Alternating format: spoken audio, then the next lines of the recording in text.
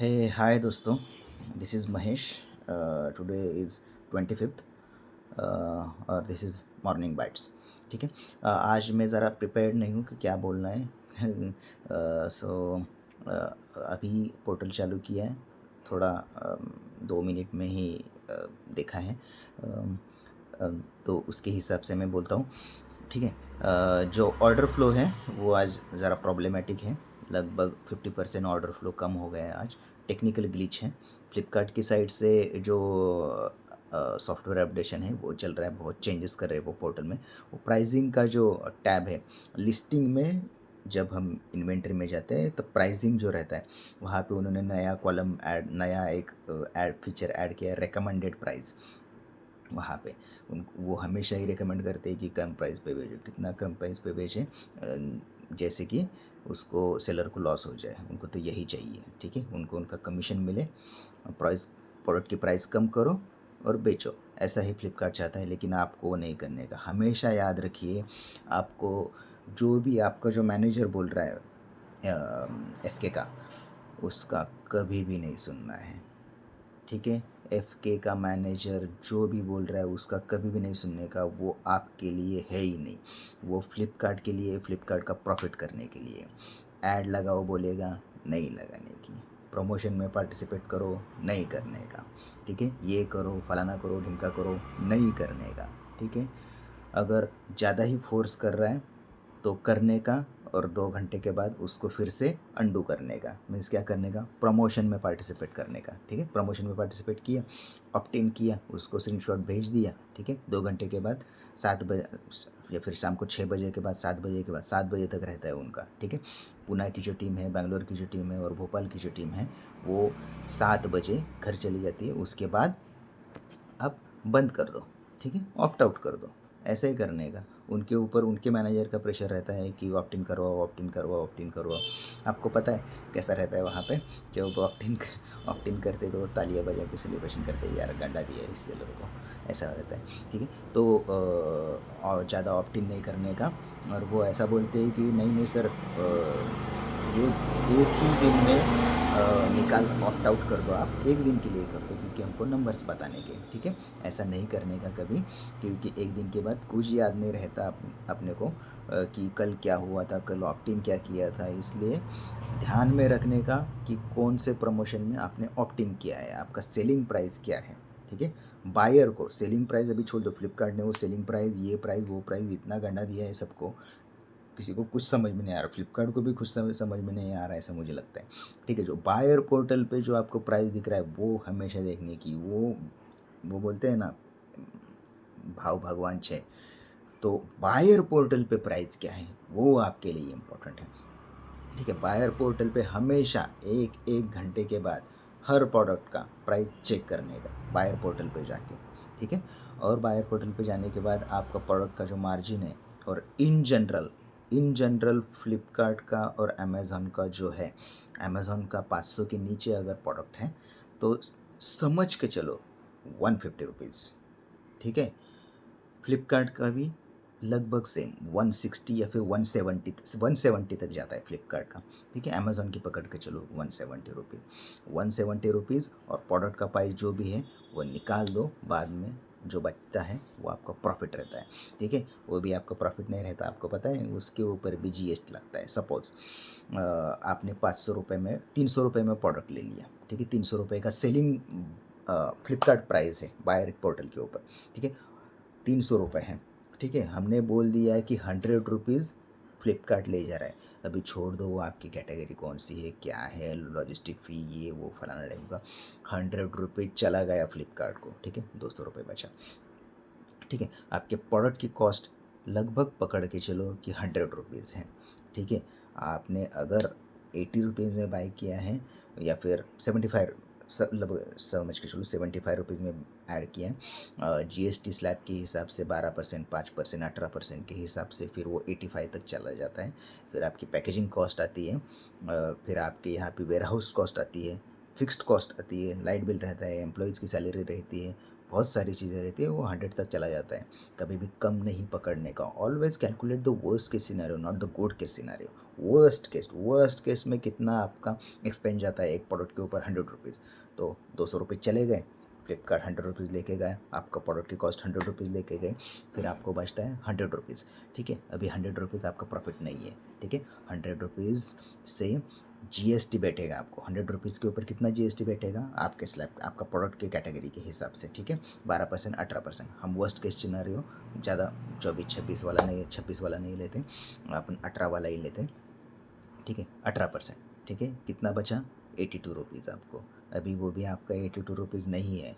ठीक है, 82 रुपीज़ आपके बैलेंस शीट में आ गया, आपका प्रॉफिट है, तो वो आपको टैक्स बिठाएगा। ठीक है, 30-25 हम नॉमिनल पकड़ते हैं। ठीक है, नॉमिनल पकड़ते हैं कि 20% आपको प्रॉफिट के ऊपर टैक्स लगता है। आप सोल प्रोपराइटर हो, पार्टनरशिप हो, प्राइवेट लिमिटेड हो, सोल प्रोपराइटर को तो बहुत ज़्यादा लगेगा, क्योंकि वो पार्टनर भी नहीं दिखा सकता। ठीक है, उसके एक्सपेंसेस भी नहीं दिखा सकता। तो सोल प्रोपराइटर है तो आपको 20% लग गया वो।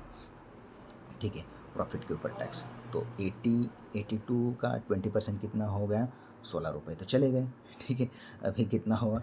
कैलकुलेट करती है, कैलकुलेट करो आप। ठीक है, लगभग आप पकड़ लो 70 रुपीज़ के आप आसपास आपका प्रॉफिट जाता है। अभी 70 रुपीज़ कीजिए, 70 रुपीज़ और 300, कितना प्रॉफिट मार्जिन कितना रहेगा? आपको ये बात ध्यान में रखने की है, हमेशा ई कॉमर्स पोर्टल पे अगर आप सेल कर रहे हो तो आपको प्रॉफिट 10% के नीचे आ रहा है या फिर 15% के नीचे आ रहा है, 15% सेफ साइड चलिए, वर्स्ट के सिनेरियो, 15% से नीचे अगर आपको प्रॉफिट आ रहा है तो आप प्रोडक्ट को डिसकंटिन्यू कीजिए। आप बोलेंगे कि यार कैसे डिसकंटिन्यू करेंगे, इतना अच्छा प्रोडक्ट है, 15% दे रहा है हमको, 15% पे आप कुछ नहीं कमा रहे, पता है क्या?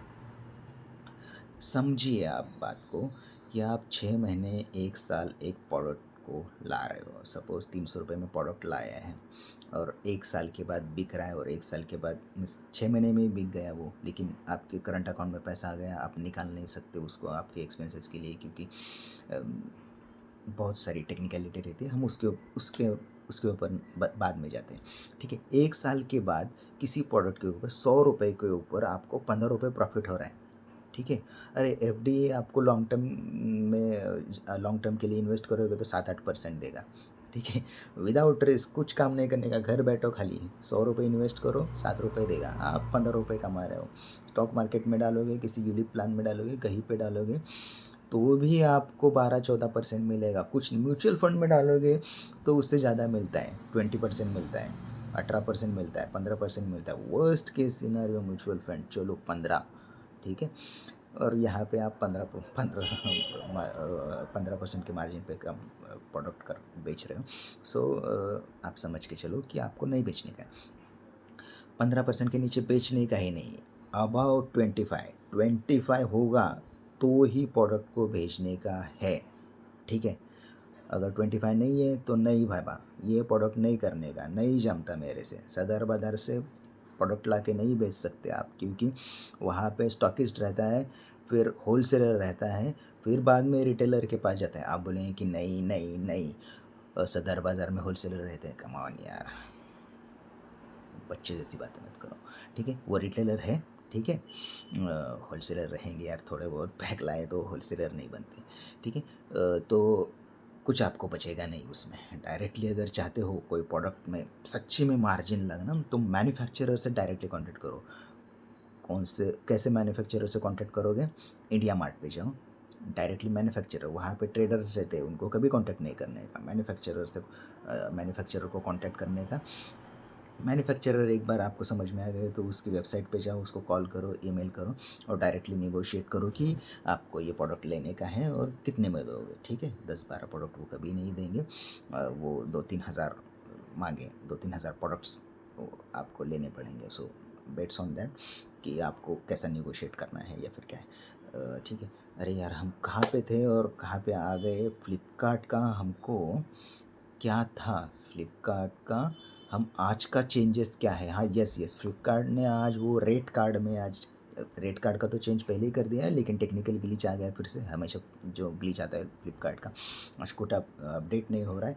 ऑर्डर आ रहे हैं या नहीं आ रहे वो भी समझ में नहीं आ रहा, क्योंकि 50% ऑर्डर्स डाउन है आज, ठीक है। और ऑर्डर का जो फ्लो रहता है वो FBF ऑर्डर्स रहता है, वहाँ पे अगर क्लिक करेंगे ना तो वो सीक्वेंस ही पूरा उल्टा पुल्टा है। तो समझ में नहीं आ रहा है कि एक्चुअली ऑर्डर सिंक्रोनाइज हो गए हैं या नहीं हो गए।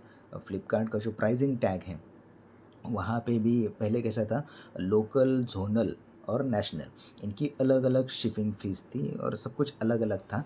फिर बाद में उन्होंने लोकल और जोनल एक कर दिया और नेशनल का अलग सब कुछ रखा था प्राइसिंग। अभी तीनों का प्राइसिंग सेम कर दिया है, ठीक है। कोई इंसेंटिवाइज नहीं है, नहीं रखा कि हम सभी स्टेट में जाके GST लें। पहले कैसा था, मालूर में जाके GST लो, वहाँ पे संक हरियाणा का जो संकपा है वहाँ पे जाके GST लो, भिवंडी का GST, फिर कोलकाता का GST।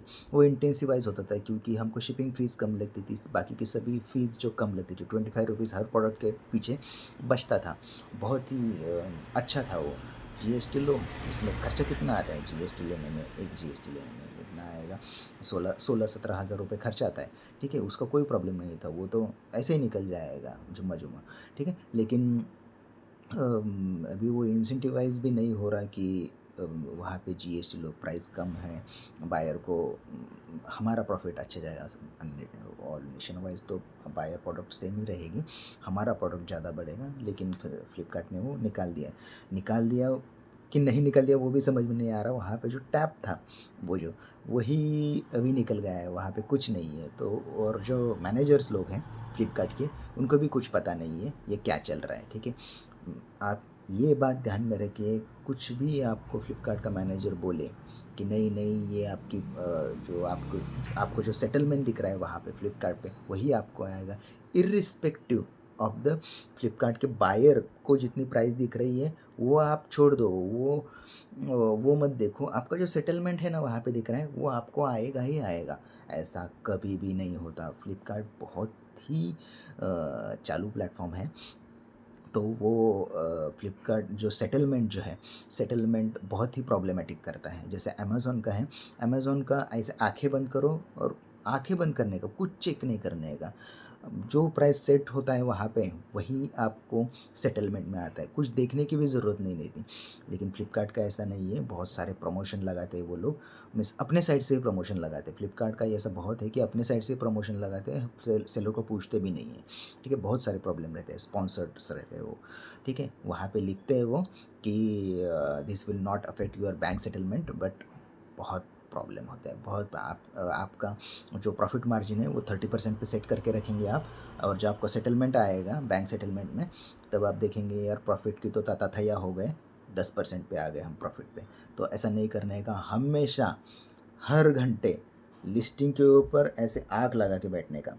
बायर पोर्टल पे प्राइस क्या दिख रहा है, आपके पोर्टल पे प्राइस क्या दिख रहा है, और जो आज का सेटलमेंट हो गया है, जो रेस्ट वाला सेटलमेंट रहता है, आज जो डेट वाइज सेटलमेंट रहता है ना, वहाँ पे सेटलमेंट में जाके हर रोज़ देखने का कि 4-5 दिन पहले जो जिसका सेटलमेंट बैंक में नहीं, जो वहाँ पे प्रीपेड का जो ऑर्डर्स रहता है या फिर पोस्ट पेड का जो ऑर्डर है वहाँ पे क्या आया है, 2-3 दिन में वहाँ पे प्रोडक्ट का आ जाता है। क्योंकि आपका स्टेट का जो या फिर आपकी लोकेलिटी का जो प्रोडक्ट गया है वो 1 दिन में डिलीवर होता है या फिर 2 दिन में डिलीवर होता है, वहाँ पे रिफ्लेक्ट करने लगता है उसका सेटलमेंट, ठीक है। तो वो देखने का हमेशा, और वो कैलकुलेट करने का कि इन्होंने हमको गंडाया है या नहीं, ठीक है। ये बात हमेशा ध्यान में रखने की, कभी भी जो पोर्टल पे दिख रहा है उसके ऊपर भरोसा मत करो। जो सेटलमेंट के यहाँ पे जो आ रहा है वो सबसे ज़्यादा इम्पोर्टेंट है, क्योंकि प्रमोशन ये वो बहुत सारे लगते हैं और हमको पता नहीं चलता। और कोई भी मैनेजर जो कुछ भी बोल रहा है उसके ऊपर ब्लाइंडली बिलीव मत करो, वो आपके फ़ायदे के लिए नहीं है, वो ई-कॉमर्स पोर्टल के फ़ायदे के लिए है, आप ही खाली अपने हो, ठीक है। इन जनरल मैं आपको बताता हूँ, ये जो जून का महीना रहता है या फिर जुलाई का जो महीना रहता है उसमें सेल डाउन ही होता है, लगभग 40% सेल डाउन ही होता है। आज की बात छोड़ दो, आज कल के मुकाबले आज 50% सेल डाउन है, बट इन जनरल में मंथ ऑन मंथ अगर मैं बात करूँ तो मार्च अप्रैल का जो महीना रहता है, मार्च अप्रैल और मई, इसके मुकाबले जून और जुलाई ये जो महीना है उसमें 40% तो आप पकड़ के चलो कि डाउन होता है। क्यों होता है? बहुत सारी जगह पे पानी होता है, बहुत सारी जगह पे फ्लडिंग होता है, तो इसमें ज़्यादा स्पेंडिंग नहीं होता, ज़्यादा ज़्यादा रेनकोट वाले वो जो रहते हैं वो बेचते हैं, अम्ब्रेला वाले रेनकोट वाले, लेकिन बाकी की इन जनरल कैटेगरी का मैं बोल रहा हूँ, ज़्यादा सेल नहीं होता। हमारी कैटेगरी का तो सेल नहीं होता, 50% डाउन है, डाउन रहता है। बाद में फिर अगस्त में थोड़ा इम्प्रूव होता है, और सितंबर में जब जैसे वो लोगों के पास पैसा आने लगता है, ठीक है, तो वहाँ से सेल बढ़ना चालू होता है, अच्छा सेल बढ़ता है, फिर 50% प्लस में चला जाता है। तो ऐसा रहता है।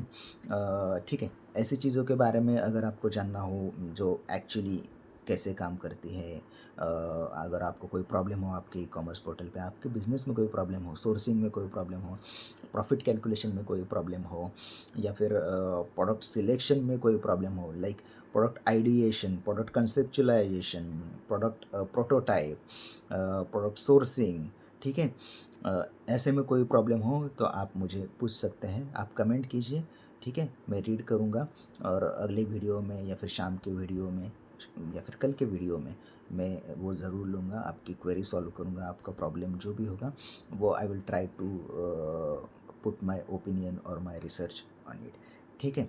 कोई भी प्लेटफॉर्म का हो, अमेज़ॉन हो या फिर फ्लिपकार्ट हो, मीशो का भी हमने किया था, लेकिन अभी हम ज़्यादा मीशो के ऊपर काम नहीं करते, लेकिन अमेज़ॉन और फ्लिपकार्ट पे हम सेल कर सकते हैं, तो मीशो इज़ लाइक बच्चा फॉर अस, ठीक है, उसका तो इजीली आंसर दे सकते हैं। अगर आपको ट्रेडमार्क के बारे में या फिर किसी भी लीगल चीज़ के बारे में, किसी को नोटिस भेजना है, किसी को कुछ कंप्लेंट करने की है, किसी ने कुछ किया, लैच किया आपका प्रोडक्ट मैप किया, तो उसको कैसे हैंडल करने का है, वो भी आप मुझे पूछ सकते हैं। अगर आपको ट्रेडमार्क चाहिए या फिर ट्रेडमार्क के लिए अप्लाई करना चाहते हो, तो भी आप मुझे पूछ सकते हो, ठीक है।